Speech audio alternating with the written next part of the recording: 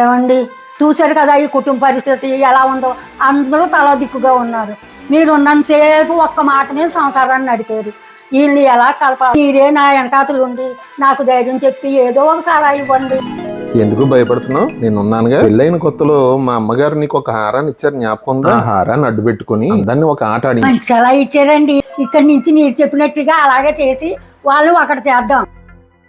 కవి, లక్ష్మి ఇలా రండి. వస్తున్నామండి. ఏంటండి పిలిచారు? చాలా బాగుందండి. ఎవరికండి? నాకేనా?